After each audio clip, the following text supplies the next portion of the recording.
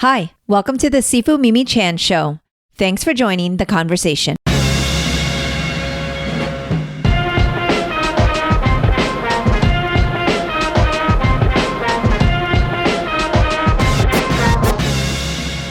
Hello everyone! AAPI Heritage Month officially ends today. However, this does not mean we should stop learning about and honoring Asian culture. This is the start of an ongoing series that I will be hosting to help everyone, including myself, learn more about the various Asian countries.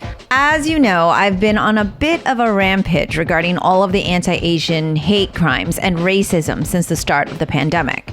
One of the solutions I always suggest is listening and learning from your Asian American friends. I'm taking my own advice and hosting panels of incredible humans who will be sharing some fun and insightful facts about their culture. I've also been exhausted from the AAPI panels these past months and news interviews discussing all of the challenges the community has been facing. While that is of course extremely important, I am excited to share some positive and fun things about our culture as a departure from the heavy issues. Do Cambodians celebrate Lunar New Year the same way I do? I don't know, but I found out in this episode. We explore food, holidays, language, and how each guest identifies as an Asian American. For this episode, I only invited the ladies to join the conversation. I am excited to introduce you to some exceptional female community leaders. I'd like to thank my guests who share their Cambodian, Vietnamese, Filipina, and Japanese Brazilian heritage with me today. Anchanto Mai Du, Leah Leitner, and Tali Sugasawa. I was inspired by this conversation and I'm excited to share their stories with you. I hope you enjoy the episode. You can also watch it on my Facebook page where we had a live Facebook stream. I truly enjoy these conversations and hope you do too. Please share this podcast with others and rate it on your platform of choice. You can also take one extra step to show your love by donating to the show on my website, sifumimichan.com, or on patreon.com/sifumimichan.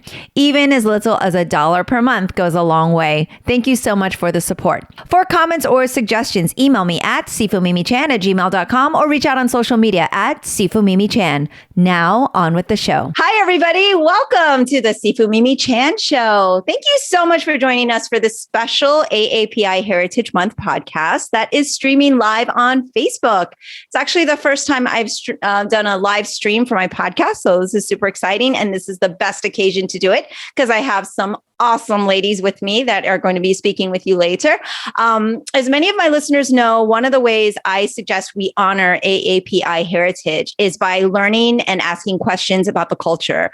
So this is exactly what I intended to do by inviting this panel here today so that I can learn more about other Asian cultures because it is such a diverse community and it's so extensive that I'm excited to just kind of delve in and learn a lot more. I'm also hoping this will be an ongoing feature for my show so I can continue to explore and learn about these different cultures. And so hopefully every month or every 2 months, I'll be having a panel such as this. To just kind of be able to bring that culture and exposure to all of the different amazing countries in Asia. So my first episode specifically, though, I wanted to showcase these amazing AAPI women community leaders. They have accomplished so much in their careers, but they also give back to the community. And it also gave me an excuse to have happy hour with the ladies. So I encourage everybody to sit back and relax and enjoy this conversation. For those of you on Facebook Live, feel free to type in questions. Let me know if you have a question for us or if you just think we're the most awesome, please share that information. We love to hear about it. And if there are questions, we'll definitely try to get to it. And I just wanted, again, thank this amazing panel that you guys are all about to meet. It's been crazy. We have all been on AAPI panels. We have all been activists in the community regarding all of the issues surrounding the anti-Asian hate crimes and the challenges that this community has been facing. And while, of course, that is all extraordinarily important, the fight will continue. For this hour, I really wanted to focus on sharing the positive and fun things about our culture. So it will be a bit of a departure from the heavy issues, hence the happy hour theme. But basically, we are just here to share and enjoy and just relax and have a good time talking to one another. So without further ado, I'm going to introduce my lovely, lovely panel, and we'll go alphabetical by last name. We're going to start with Anchanto. Hi, Shifu Mimi. Thank you so much for inviting me and being part of this panel with these phenomenal ladies here. We already have some dates planned to hang out all the way up in Massachusetts, so I'm really excited about that. All about food and learning about different cultures. So hi, everyone. My name is Anchanto Am Jambriapsua. I'm Cambodian, also known as Khmer, practicing attorney here in Central Florida, president of the Greater Orlando Asian American Bar Association, and also the vice president and chief legal officer for Empower Inc., which is a nonprofit organization here providing services for children and family here, dealing with substance misuse, mental health, adoptions, and the whole gamut. So really excited to be here. I'm going to pass it back to you, Mimi. All right. Thank you so much, An. And now I take it to my due all the way up in Massachusetts. Good evening, everybody. So delighted to be a part of this wonderful panel with these beautiful ladies and to hear and learn from everybody about their different cultures and heritage and what they bring to the American society as AAPI female leaders. So what an honor. Chào các bạn, rất vui có thể ở đây nói chuyện với sư phụ Mimi, nói chơi về người Việt Nam và người Việt Nam ở Mỹ ở ra sao. So I'm very, very happy to be able to share our Vietnamese. I'm Chinese from Vietnam, but the Vietnamese aspect of our heritage here. And I am a martial artist. Learning under Walum Kung Fu system. So Sifu Mimi is actually my Kung Fu uncle. When I'm not practicing Kung Fu and Tai Chi, I'm a community activist. So I serve on 5 different boards, primarily advocating for Asian Pacific American rights and social justice, equity, inclusion work. So very, very, very delighted to be here and can't wait for all the conversation. Awesome. Thank you so much, Mai. And now to Leah. Hi, Mimi. Thank you so much for having me here. And I'm so glad and honored to be a part of this panel as well. So, kumusta? Magandang gabi po, which means hello and good evening very formally in the Philippines, and that's where I'm from. I am an attorney here in Orlando with Shepard Smith Kohlmeyer in hand, where I focus on intellectual property and the defense of class actions filed by consumers. I'm also involved with 5 or 6 different nonprofit organizations where we do focus on Asian Americans, also social justice, women's rights, and the federal bar. So, and I'm also a part of my HOA community. So very involved and so happy to be here. Awesome. Thank you so much. And last but certainly not least, Tali. Hi, everyone. Thank you, Mimi, for having me here. Oi, tudo bem? And konbanwa. That would be my half Japanese and half Brazilian languages. Yeah, I am so excited to be here. My name is Thalia Sugizawa, and I work for Fusion Fest, which is a nonprofit project with the goal of bringing all the many different cultures together. We say that our mission is to celebrate the people and the many different cultures that make Central Florida awesome. So that's our mission. And I'm a mom. I have a 10-year-old daughter, and I moved here to Central Florida 6 years ago, straight from Brazil, where I was born and raised, and super excited to, even if it's just a small difference, making a small difference in the world.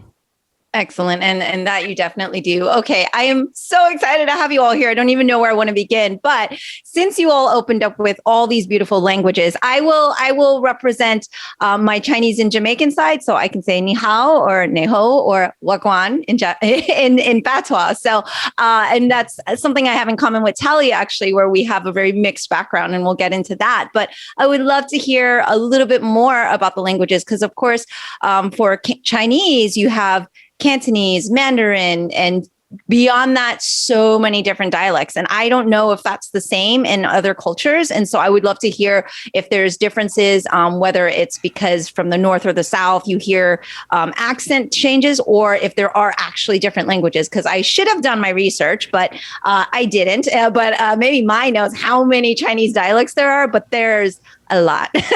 But obviously Cantonese and Mandarin being the two most popular in the Chinese culture. But maybe we can start with Vietnamese. I know that you speak several languages, actually. You're multilingual, but what about in Vietnam? Are there different dialects there, or is it just more of an accent? I would say it's more of an accent. There are very clear distinctions from folks, living in the north and the south, and also the middle of the country, Hui, most of the time. If they're from the north, like you can hear the Hanoi accent, and if they're the south, like you can hear the Saigon or the Ho Chi Minh City accent. And if they're in the mid part of the country, you'll hear the Hui accent. And sometimes they're so strong that you can't even make out what they're saying, but the written language is the same. But for the most part, if we try and listen hard enough, maybe we can make out some things. Very, very different though. The accent very strong. So for me, my family is from Ho Chi Minh City, or what we used to call, Saigon, pre 1975, right? So their accent is very, it's very kind of clear cut. It doesn't have the draggy, strong accent to that. So I can tell right away if people are from the south, or the north, or the mid part of the country. Yeah, I think that's awesome because, as you know, we've gone to China several times on tours and everything. And while my Mandarin is getting better, it's still limited in certain parts where they say they're speaking Mandarin. I still have no clue because the dialect and the accent is so different. It just depends on what village they're from. And I find language so fascinating, especially because I don't feel like I even have any of them in full. Like I'm not 100%, even my English. I feel the same way. I feel the same way. Right? Like everything is like small percentages. And so I just find it fascinating. So what is it like in Cambodia? Well, it's very similar to Khmer. It's Khmer, the language, but it depends on certain areas of where you live. If you live closer to, say, Vietnam, there's a Vietnamese, Cambodian, Khmer mixture to it. So that you might have that drawl, you might have that twang to it, and it's a little different. So it's interesting because when I speak my Khmer to my family members, they say that I have the American twang to it. So it's really interesting to hear that, but they still understand what I'm saying. It's just that they notice that there's a different way of saying it. It's just like saying if you are Puerto Rican, New York, or you're Puerto Rican from the island, there's a different tone or texture to it. So there's a lot of that going on because the Cambodia borders so many different countries, and we have such an influx of different cultures as well. You got the Thai culture, you got the Laotian, you even got Hmong, Chinese, and Vietnamese. So we're a huge mix. So to say that you're Cambodian, sometimes I'm like, I want to take a DNA test because I don't know what you really are. And my brother did take a DNA, the 20. Yeah, 23 He's probably watching this right now going, don't tell them. Or he's like, tell them that I'm European. Really spicy. He's not. So unfortunately, he's not to his liking, unfortunately. But that's the language that we speak. And my father has his own, because he's from the countryside, whereas my mother was from the city. So there was also a different pronunciation of certain words. And also my father only had a second grade education. So that also played a role in it, especially when you're the caretaker of the family of, I want to say 12 sisters, and living in a prairies, countryside, and the living is growing, harvesting rice, and taking care of your cattle. So that shows a difference of dialect as well. So that's just my take, my experience from my parents. Excellent. Wow. That is so insightful and fascinating, really. And a really quick detour of the 23andMe. I took the test as well, and it turns out I'm 99% Chinese. And 1% like Southeast Asian or something. So I felt pretty ripped off about that test because, my husband got it and his color map was like every color and mine was 1. And I was like, okay, I'm pretty pure Chinese there. So anyways, all right, Leah. So there's approximately like 175 dialects in the Philippines, and it's all kind of what you guys mentioned. It's based on region.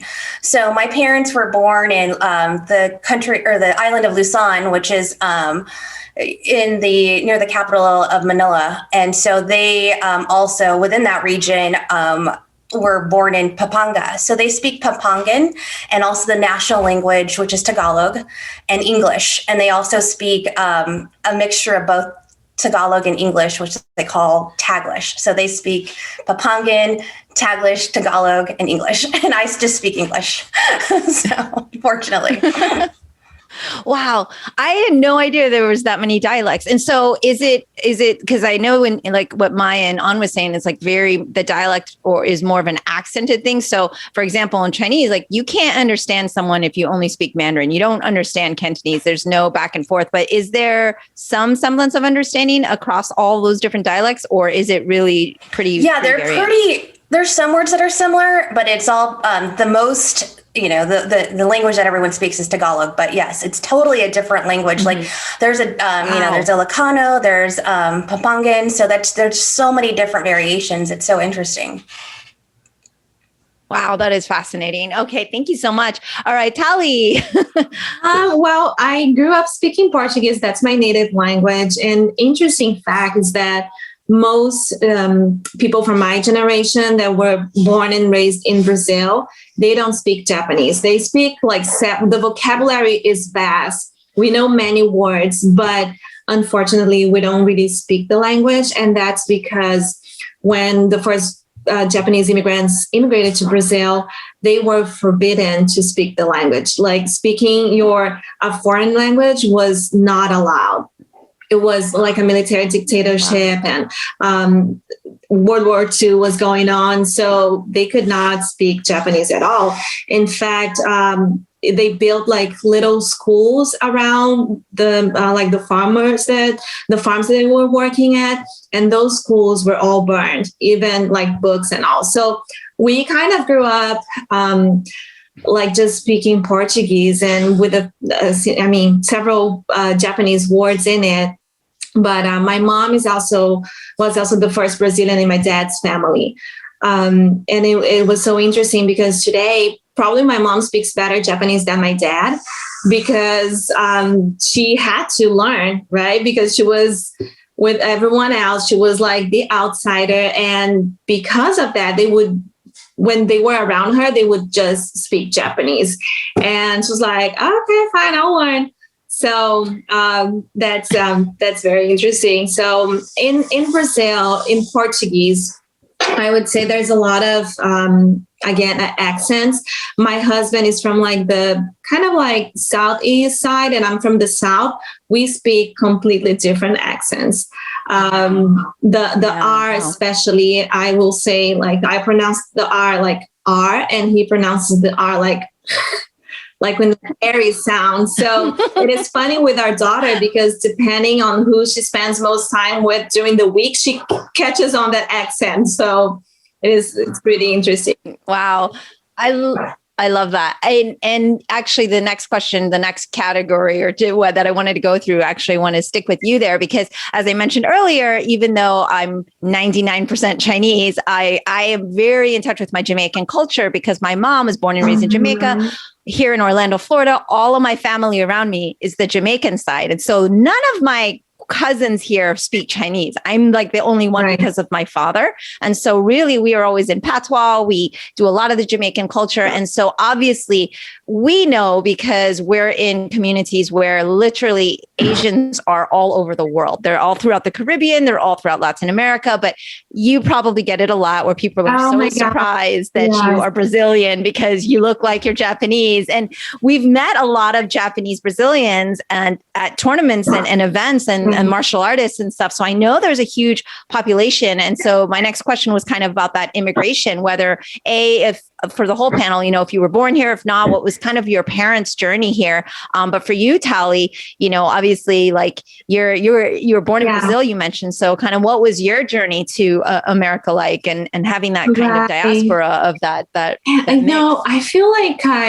and this is what I always share when I talk about my heritage. Growing up mixed in Brazil, I never really felt like I belonged. So in my family, I was the mixed one, the Brazilian. And then with my friends at school, I was the Japanese. So I was like, I really don't know what I am. I never really felt like belonging to one culture or another, because I always had people reminding me that I was just not quite Brazilian, or I was just not quite Japanese. So it was really a struggle. I laugh today, but like growing up, it is just so hard not finding your identity, and just, and I don't look anything like my mom. So all my cousins on my mom's side, when we went out, people would always ask if I was the friend, and my cousins were, the daughters or the sons. And I'm like, this is so unfair. So my journey coming here, moving here, really is rooted in not really finding my identity in Brazil, and just wanting to be someplace else where I could just be, just whatever, another Asian, or, without being questioned, my belonging, Right. and I feel like that's why I love working with what I work now, because my main goal is to make people feel like they're welcome and they belong no matter where they come from. Yeah, that's so beautiful. And basically, you literally came to the melting pot. You chose America for that reason, I'm guessing. And did you come straight to Florida, Orlando? Yeah, so when I was 10 years old, I went to Disney for the first time, and I was just in awe, because of course you see people from all over and different languages. So that was my plan at 10 years old, the age my daughter is now. Well, one day I'm just going to move to Orlando, because there's people from all over looking like, so different. Yes, definitely. So, yeah. Well, you were scouting out the country at 10 years old. I love it. I love it. All right. So Leah, thank you so much for sharing that. Leah, what was, were you born here? And if so, like, what's the lineage? Sure. No, so I was born in Agana, Guam. And then I moved to California when I was 3. And my parents and my grandparents all lived in Guam, and my parents met in Guam. And so they eventually moved to California, because I think the midpoint between Philippines and the U.S. is Guam. So they all live there. I still have family there. And we ended up moving to California because my parents were just so big in education and following the American dream that's what they wanted us to achieve. My mom, she went to college in the Philippines, and my dad, he was an orphan. He grew up very poor, and he lived with his cousin growing up, and he went to college, and it wasn't like you had student loans or anything. My dad said he worked like 3 jobs while he went to college and then finished that. And my cousin, who he ended up living with most of his life, Artemio Villaseñor Pananiban, he ended up being the Chief Justice of the Supreme Court of the Philippines. And so, we came here to America, and then again, my parents instilled a lot of like education and the American dream. It was my sister and my sister ended up going to Berkeley and then Harvard Med. And I went to the Harvard of the South at FAMU College of Law. So, it just, that was the most important for them and what they wanted us to achieve. Yeah, I resonate with that as well, because, my parents coming from the countries they're from, China and Jamaica, it's like they wanted to provide that life that they couldn't have, right? They didn't have the same opportunity to go to college or have that education. So I definitely, us Asian Americans in this panel, I'm sure can all resonate with our parents wanting us to study and do well in school. Exactly. All right, Enchanto. Yes. So my parents actually met at a refugee camp when they escaped the Khmer Rouge during a time of turmoil, and right around the 70s. They met crossing their own ways over the border from Cambodia to Thailand. And from there, they met each other, fell in love, and they had my brother Chunburi, who happened to be born in Chunburi, Thailand. And from there, they were sponsored by a church to come to America. And the reason why my parents really wanted to come over, not only to escape the war-torn country, but also the fact that there was an opportunity for their kids, just like Leia, and what I'm hearing as well from Tali, is the opportunity of the American dream. And also to provide a better future for the kids, because what they saw, the landmines going off, just just the violence there. They said that it was so disheartening to see children with guns, to see children being forced into having to make a decision between a life or death or becoming a child soldier, having to deal with that or watch their parents pass away. So it was just so difficult for them. They said this was an opportunity that they wanted to have and provide for the kids, and also for their daughters to know that they don't have to make that choice where it's between marriage at a very young age to sustain a family, or to choose between school, or a young man deciding whether they have to stay home and take care of the family, or choose school. Instead, in America, school here is readily available. I know my kids now complain about it, but it's something that, they're just, we're fortunate to have. And then also the resources and the community and support. So when they came over to America, they came over to St. Pete because that was a church that sponsored them here, but also because they loved how it was very close to the climate in which they were from, so that they could have their mango trees, their lychees, their logans, all of the fruits that they would have, the fruits of their labor. And like I mentioned before, my dad only had a second grade education. So when he came here, it took him years to become a citizen. And I remember he was also disabled because he was shot during in Cambodia. But he would ride his bike over the Bayside Bridge, and folks here who are watching who know what I'm talking about, he would ride his bike over the Bayside Bridge to go to classes, ESOL classes, so that he'll be able to pass the examination. And when he passed and became a citizen, he was so proud. And my father was this towering guy of only 5'1". So he was this really proud moment where he was just, it was like his pride just was beyond his body. It was just great to see that. And the idea that you can become a citizen, and the idea that you can work hard, even if you have a second grade education, that American dream. And I remember stories of us coming here and going fishing and crabbing to support the family, because my parents were both unable to work. Yeah. And they instilled in us grit and the ability to persevere and go beyond our means. And we grew up in a low housing, the projects in Clearwater. And I remember looking around going, right now, this is where I'm at. But eventually I want to be in a situation in my life where I can give back, because I've had so many wonderful people in my life who really showed me that there's a way, and you just have to have the passion, the drive, and surround yourself with great people. And I already found a good group here that I'm going to go up to Massachusetts with. But just a tribe, and really persevere and surround yourself, and then help the next generation as well. So that's when I think of my parents' situation, and they had difficulties where I was later placed in foster care. But that in itself, the fact that they persevered and saw what they saw in Cambodia and came over to America, that in itself shows so much gumption and so much sacrifice. And I think that's a lot that we can kind of relate to. And that's a story of how my parents came to America. Yeah. That is beautiful. And, the love story from meeting and just the hardships. And thank you so much for sharing all of that. Just a quick follow up before we move on to my, what age did you start to learn about that? Because, those of us who grow up in America, we often take a lot of these stories for granted as young people. And, of course, I did a whole documentary on my father. So his stuff is all set in history. But, at some point, like what age was it when you really started to realize what a big deal this struggle was, and what an amazing story it was?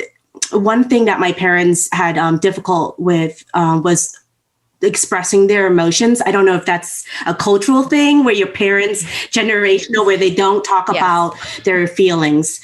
And my parents did not talk about what they experienced and what they witnessed and what they endured until later on, after me poking and prying at them.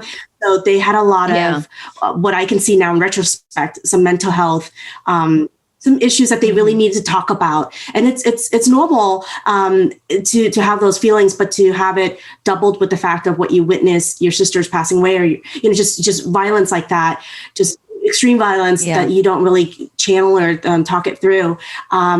I remember my dad, we were eating, and I might be aging myself, but we would eat with the newspaper on the ground, and we would eat in a circle, and we would sit there and eat, and he would say, hurry, hurry, they're coming for us. Or hurry, hurry, the Khmer Rouge are coming. And I was a kid, so I was like, who are the Khmer Rouge? I don't know what you're talking about. I'm hurrying. Or he would say, eat every grain because that's all you have left. And I'm going, I don't understand. Or he'll say things like the sun doesn't wait for you. Or he'll say all these different things, but it's part of who they were because of what they experienced. And I think that showed through. And I guess that became normal for me. But then when I grew up and I realized my friends didn't have that experience, I started realizing that there was something different. And then they opened up a little bit more and more about it. And I heard from other family members of what the experience was like. But I would say as early as elementary school age is when it all I start noticing things. Right. Wow. Well, thank you so much. That was incredible. All right, Mai, tell us about your immigration. Well, lots of resonation here with my family story. So we're refugees, Chinese from Vietnam, and my immediate family left in the early 80s. But my grandma and uncle and aunts and my cousins actually escaped Vietnam through by walking through Cambodia into Thailand and stayed in refugee camps in Thailand, and eventually went to Malaysia and Philippines for in other refugee camps, and eventually got sponsored by a church to Boston, Massachusetts. So there are just like lots of similarities in terms of the map here. And there and my immediate family, we were very lucky that my uncle and aunts made it to Boston, well enough that they were able to initiate papers to start to go through the family reunification program to sponsor us. So we actually flew to Thailand and stayed in the refugee camp in Thailand, and then eventually went to the Philippines. So I have a very, very special place for the Philippines because I spent a lot of time there. As a child in the camp, and seeing mango trees and eating mangoes that fall directly from the trees, and the fish and everything. I mean, it's just like we were refugees, so I had a great time as a child in the camp. But of course, for the adults, they were worried to death regarding like when they will actually get to go to America and be reunited without families. But yeah, it was definitely. The intention was escaping communism and the aftermath of the Vietnam War. And we were looking to have a better life for the family, especially for, my generation. So myself, I'm 1.5 generation, not quite first generation, not quite second generation. And so the hardship that, I knew of my grandma, who at that time was 70 something, walking on foot through experiencing Khmer Rouge and all those very horrifying experiences to eventually get to the camps. And it was thankful to the UNHCR and the International Red Cross International Committee of Red Cross and Red Crescent and whatnot. I mean, that's how these are the organizations and the folks and the humanitarian workers who made it, for me to be sitting, in front of everybody here to be alive and flourish, to share the experience of what it's like to have, families who are refugees and immigrants and found, opportunities and resources in America. Yeah. And is that why you worked for the Red Cross later? It was exactly why I actually worked for the Red Cross, because I felt that it was my way of giving back when the opportunity came. And that was when I was interviewed, I said I want to give back to the Red Cross because it was the Red Cross that saved my family when they were in refugee camps. Excellent. Oh my goodness. I'm so inspired by all of your stories right now. And we're going to lighten it up and talk a little bit about the biggest holiday in your culture and how it's celebrated. Obviously, in the Chinese culture, the Lunar New Year is the holiday of all holidays. Everything shuts down. If the factories are closed and people aren't working, it's a big deal. And pretty much everything shuts down for Chinese New Year. And of course, from a Kung Fu standpoint, we have to work every Chinese New Year because we're doing the lion and the dragon and the shows and sharing parts of the culture. But on a bigger scale, on a normal scale, what I found regular families do, because even though I'm Chinese, I never celebrated like a normal Chinese person because I was always working and doing shows. But apparently it's your day off and you're supposed to eat and have time with the family and have all these, it's just more of a celebratory event. And it's just a really important time for like the elders and the youth and just all of that togetherness. And we will get to food. Don't worry. I think we're going to probably spend 30 minutes at least on food later. But obviously for us, Lunar New Year is the biggest holiday. And I know that resonates with a lot of Asia, but not necessarily so. So maybe we'll start with On this time. Yeah, the biggest holiday for us is New Year's as well. But our New Year is actually in April, and it's shared by Thailand and I want to say the Lao culture as well. And it's also known as the Water Festival. And each country has its own way of what we say New Year's. But ours is Jo Chnam, which is pretty much New Year, coming into the New Year. And it's a lot of water. You throw water, you bless, it's cleansing. You go to the temples, you get cleansing from the Buddhist monks. You also go to your parents and you're supposed to wash their feet in a way of showing just remembrance of all their sacrifice. And I'm noticing a trend here. It's like respect. There's a lot of, you respect your elders, you respect your family, and the traditions are still strong, even though some of us are more Americanized or not. I feel like our traditions are still so strong. It's just making sure to respect your family. You clean your house, you give back to the community. But then at the end of the day, it's have a good time. It's just I just throw water at my kids. I love the I love that. I'm going to start throwing water at people and being like, I'm doing the Cambodian thing. It's a lot of celebration. The one unique thing about the Cambodian New Year versus say the Thai or the Laotian New Year is that we have the traditional Cambodian dancers called the Apsara dancers who take years of training, and they tried to train me, but apparently my hands do not bend far back enough, and literally bend like all the way. Like it touches that. And apparently my instructor would take the bamboo stick and go, not good. And so I got tired of hearing not good. And I just moved on. Maya and I have no idea what you're talking about. We've never done that to any of our students. Is that why there's bamboo around your building? No. There's a lot of bamboo. Yeah. Oh my gosh. That's amazing. So is it called a water festival or no? It's just, there's a lot. We don't call it the water festival. We just call it Ochnam. It's just New Year's, but it is really well known as the water festival, only because a lot of now modern times, everyone has the water gun or the water balloons. Yeah. So it's not the traditional bowls with the nice gestures. Instead, it's like, bam. Yeah. Well, we have to change with the time. So we've got water guns. Why would we use a small bowl when you could have a super soaker? Oh my gosh, that sounds like so much fun.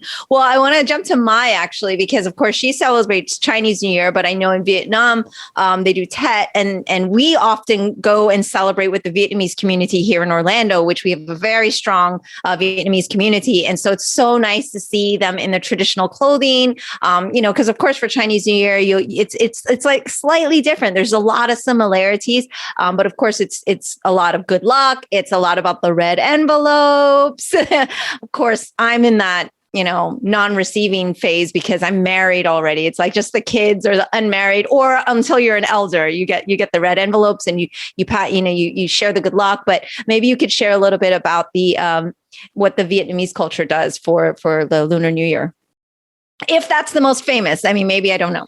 So Sure. So Vietnam also uses the lunar calendar. So we do share the same date for New Year celebration, and it's known as Tet. I would have to say that because our family is more Buddhist or non-Catholic, our celebration has that celebration has a lot to do with going to temples. Besides like waking up and getting your, let's say from, the parents and all that, and the whole cleaning house and all that, very similar to Chinese culture, but going to as many temples on the New Year day as possible is like receiving as many blessings as you can for the first day of the new year. So it will cover the entire year.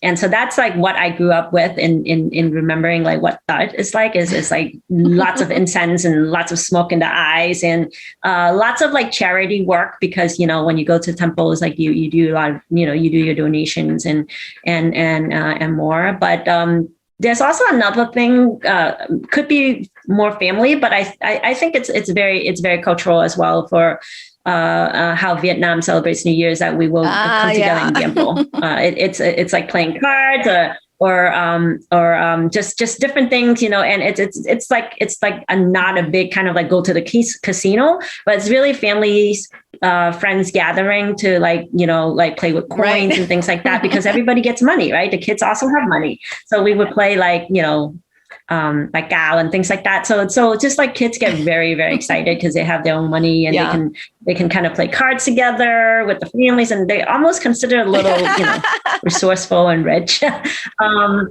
But yeah, celebration of that is all about families coming together, and also gifting. So there's kind of like the art of gifting. Exchanges of like they'll bring like bantat and flowers and things like that, and so you go from house to house, and you give to me and then I give to you, and there's a tradition of making your own bantat. Bantat is like sticky rice that's like wrapped with like banana leaves and like organic whatever is made of the strings, right? So it's like usually the edge of the banana leaves, like they use it to wrap it. Yeah, like a twine. Yeah. So it's very, very, I say it's very heartful. Like people set time aside to make food and to make homemade meals and things like that, specialties to bring to families and friends, and and also to wear new clothes. New clothes is like a huge thing for that celebration. Like no matter what, it's like you get to make new clothes. And back when I was a kid in Vietnam, like that's when almost that time we all can, and hopefully the family has enough like money to have everybody in the family gets a new set of clothes. And slippers, not shoes, slippers. Right. Flip flops most of the time. Right. They're not like sneakers or anything. Nowadays it's different, right? But back when I was a kid, then it's like new shoes and new clothes. I love it. New year. I love what you said like about the incense, because there is something about, we talk about when you think of memory, your olfactories are like the strongest sense, and that smell of incense. But for us, as in the Chinese New Year, it's firecrackers. We go home just like smelling like we have exploded, basically, because it's just firecrackers all day, all night. And it's so that it can scare away all the evil spirits and get rid of all of the bad. So that's why there's firecrackers. Well, I would like to add that, firecrackers is a huge practice for the Vietnamese community. And you probably will see that in, for the Vietnamese American community as well. And they're not afraid to spend money on firecrackers than even the lion. They're like, how many rolls can I get? I want 8, and it's. Yes, it's about like us, if you have the longest burning firecracker streak, it's like it shows like wealth, and it shows like the power, right? I get a lot of how many firecrackers are they doing? How many firecrackers are they doing? Yeah. And I have to mention this because my name is named after this flower. In Vietnam, the plum flower is actually yellow. So it's bông mai, right? Okay. Bông mai is the yellow plum flower. And so that's why if you know, nowadays, if you go to like Vietnamese restaurants and you see kind of like these yellow plum flowers, they're fake, like plastic ones, but they're everywhere, or that they're usually in decorations or in artwork for Vietnamese culture. The yellow plum flower is a huge part of that celebration. And the fact that I was born almost close to that, my mom named me Mai because when she went to give birth to me, it was everywhere along the road when she, on her way to the hospital. So then she's like, I came out girl. And she's like, okay, Mai. Kind of rough if you're a boy being named after the flower, but Yeah. Okay. But it signified like I was born near Okay, that. Tally, what is the biggest culture? Which culture? I know. Maybe the Japanese culture. I mean, I was in Rio for Carnival, but yes, that's the biggest Brazilian holiday celebration. Is crazy. So what we do is, it's different from what you see usually on TV for Rio Carnival. What we do as kids, just kind of like Halloween. So we dress up in costumes and we don't go out asking for candy. We just go to like dance parties and like social clubs or in your neighborhood, because the whole country is just like dancing and partying for 7 days. Basically. Yeah. So that's pretty wild. It gets wild, and there's so many different kinds of carnival. If you ever have an interest in researching, because Brazil is so big, right? It's kind of like the size of the US. So it's so for example, it has like a Texan carnival, and then a New Orleans carnival, and then a Floridian carnival. So there's so many different types, and some are like just street dancing, and then some are parades, and then some like umbrella dancing. So it's very different. I'm from the South. We kind of suck in carnival. Sorry, but it's just not, I don't know, because the South is colder and we just don't have that, beach lifestyle. It's colder. It's more like, I don't know, mountains. And so our carnivals are not great. But you got to go up further north. Yeah, you have to go like São Paulo and Rio. Yes, like of course. My husband's is from like kind of in the, as I said, southwest, southeast, middle of the country. Even him, in his hometown, they have a great carnival, but it's so different because they're far away from the beach. From the coast. So they're more like mountains and waterfalls kind of carnival, which is so, and of course, that's cool. And street partying, of course. Yeah. But, and then sorry, go ahead. No. I was just going to ask, did you also celebrate anything? I know, like you said, you didn't have any Japanese language growing up because there was like the generations of oppression of that, but did they maintain any of the traditions even though you're in Brazil? So I grew up going to a Japanese community club. Yeah. So, and then they celebrated Hana Matsuri, which is like the spring festival, but which coincides with the anniversary of Japanese immigration to Brazil. So kind of was like celebrating spring and celebrating the immigration and so with games. And that was one of my favorites because there were some pretty intense like running games and we would get prizes and that was really fun. So I kind of grew up like going to carnival and also going to Japanese celebrations, Hana Matsuri. Nice. So you get the best of both worlds. I love it. Yeah. Oh my gosh. Thank you. All right, Leah. Okay. So the biggest holiday in the Philippines is Christmas. And that's probably because we have a lot of Spanish influences. In 1500, Ferdinand Magellan came and colonized, had Spanish colonies. And so Catholicism and the Spanish influences unify the country. And so about 80% of Filipinos are Catholic, and they're like the highest amount of Asians that are Christian. And so Filipinos love Christmas. They start celebrating it as early as December 16th, and they do an early mass called Misa de Gallo. And then Christmas Eve is called, it's a big celebration called Noche Buena. And that is which translates to big celebration. But your family, your friends' family, your friends' friends, they all come over and they come and eat and celebrate. And sometimes they have what's called a Kamayan feast, and they have like a huge spread of food, and then you eat with your hands. And, it's just huge. And so we end up celebrating Christmas up until the first or second week of January. And so that's like our biggest thing. Christmas into a month. It's Christmas, like a month of Christmas. Right. So, but I do appreciate Lunar New Year. Filipinos don't really celebrate it, but we love celebrating Chinese and Vietnamese and the New Year and getting the red envelopes and all of that. Well, that's always really fun. Like, hey, we're Asian, red envelopes. Right? So I love that. Oh my gosh. So because Christmas is pretty traditional. All of us being Asian American know about Christmas, and I actually grew up Catholic. And so, you get the mass and all of that, but are there any differences in the Filipino culture of Christmas that you would say is different other than the whole 1 month thing? I don't know if that's so traditional, but is there anything really specific that kind of differs from what maybe an American would celebrate in Christmas that you would say other than the food? Because that's always different. No, but I mean, growing up, we had a lot of masses in Tagalog because it's just so big there. So I remember going to mass, and it was just like half of it was in Tagalog and half of it was in English, and so it was just a big thing.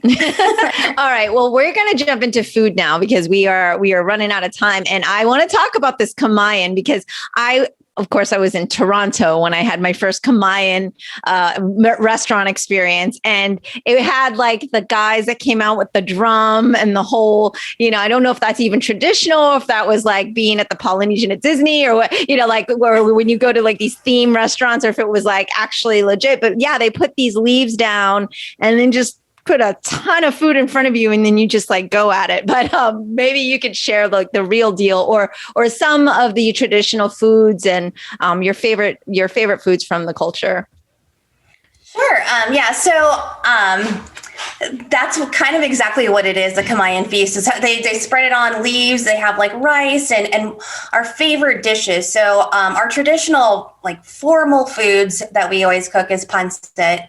That's kind of derived from Chinese lo mein, and so we always cook that. And there's 3 types of pancit. So depending on the noodle, there's pancit by bihon, which is like a thinner noodle, and then there's pancit canton, which is a thicker, and you can put whatever meat, pork, chicken, cabbage, carrots, everything in there. And another favorite is lumpia, which is also derived from like the Chinese spring roll. And so we cook the lumpia and the pancit. Those are our major favorite ones. And another favorite is adobo. So that's also kind of derived from Spanish foods, but it's you can cook it usually with chicken, but the main ingredient that makes it Filipino is that you put vinegar to make it that tangy, sour type of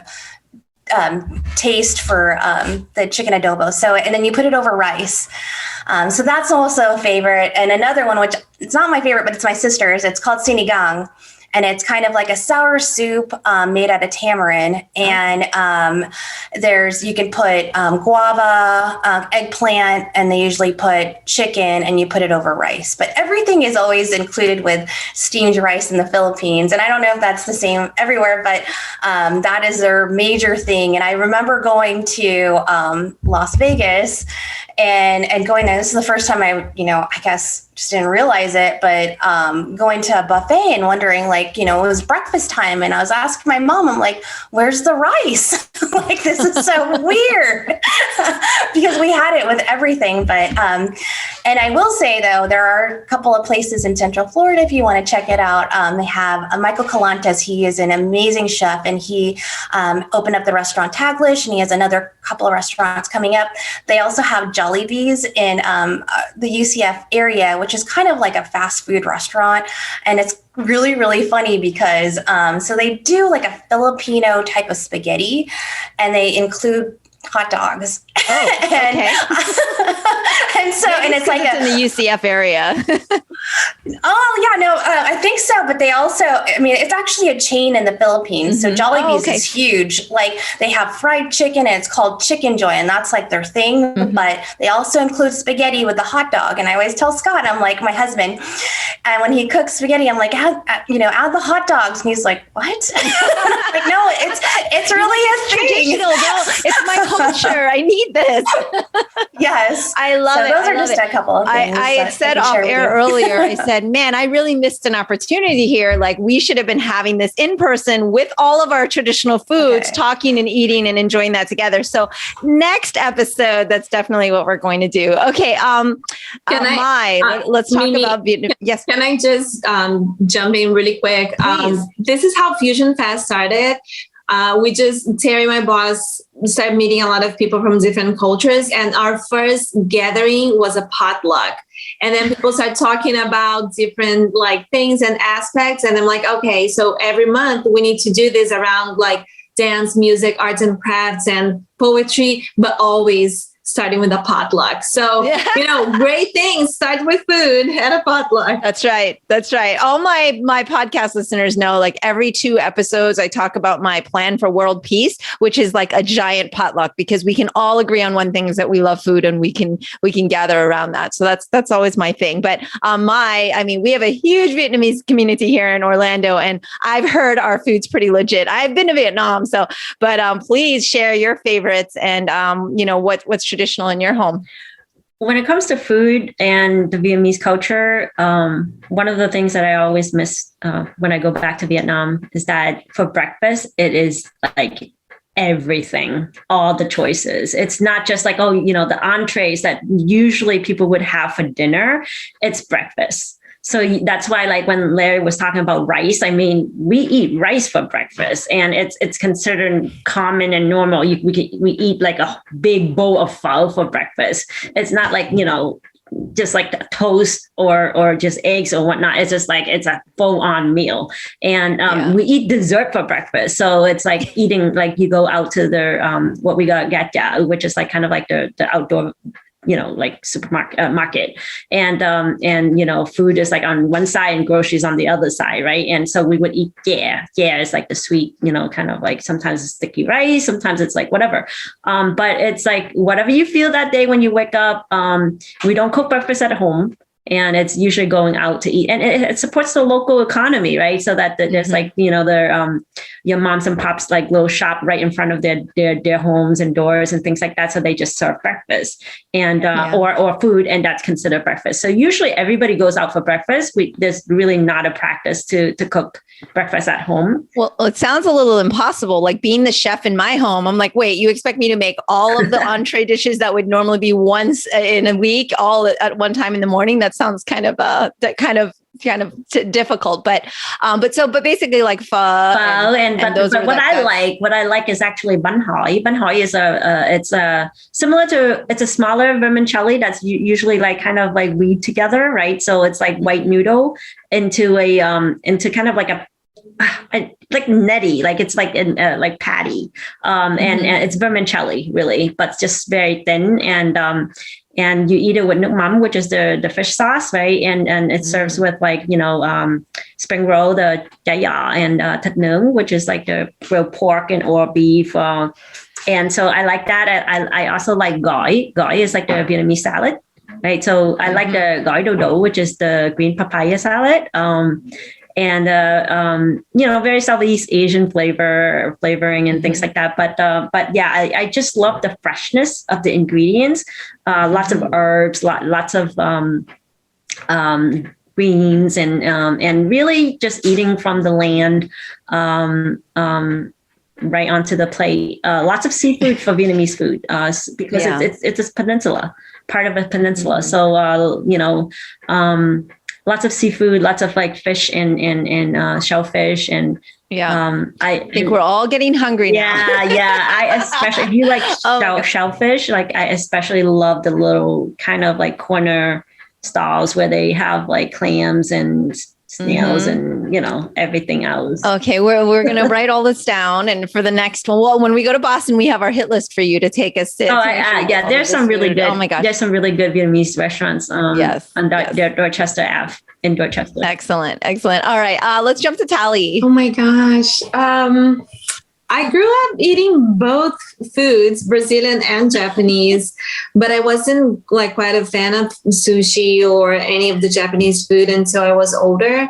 But yeah, grew up, you all know Japanese food. And as far as Brazilian, it's the basic Latin food. So lots of rice and beans. The staples are rice and beans, either beef or chicken, and salad. And then, I don't know, I think one of my favorites, like my grandma's tempura that I loved. It was the only way I would eat like vegetables when I was little. So she would make me lots of tempura. My mom too. Fried. And and my mom is a great cook. Not that she always worked her whole life, always, had a career, but she loved cooking for us because she wanted, there was this special love and coming from my mom. And I think I really got this from her. I'm always thinking about food. And I was just talking to my husband the other day and how I finish a meal. I'm like, okay, so what are we having for dinner? Do I need to go to the store? So it's a constant for me. But yeah, I really miss my mom. She's in Brazil. And I feel like the first thing that I'll ask her to make when she comes over is rice with chicken. Which is really special. And you can find, if you go to Brazil, of course, you can find rice with chicken of different kinds everywhere you go. But I think one of the most traditional dishes, sorry, I diverted a little bit. This is how much I miss my family, because of the pandemic. They haven't been able. I haven't seen my family in so long. Of course. Because, borders are closed. So anyway, what is really traditional in Brazil and what I would recommend if you go to a Brazilian restaurant is to try feijoada, which is the black beans and with pork meat.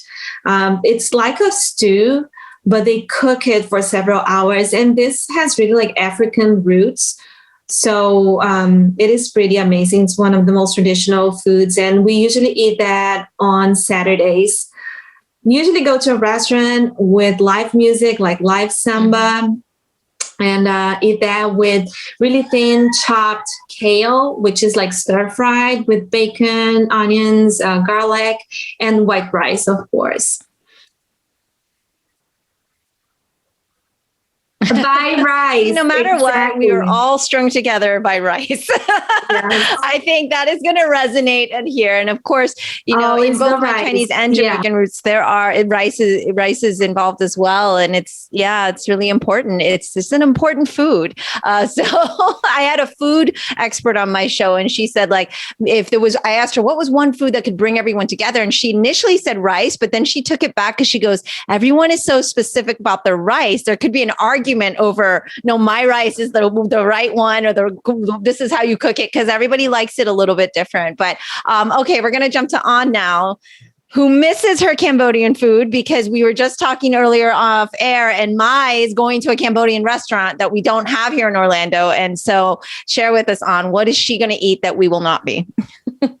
So anyone here watching who want to bring Cambodian food to Central Florida, please do, because you'll have a lot of fans starting with me and my family. We love that. And then Mai will have to just fly down and hang out with us.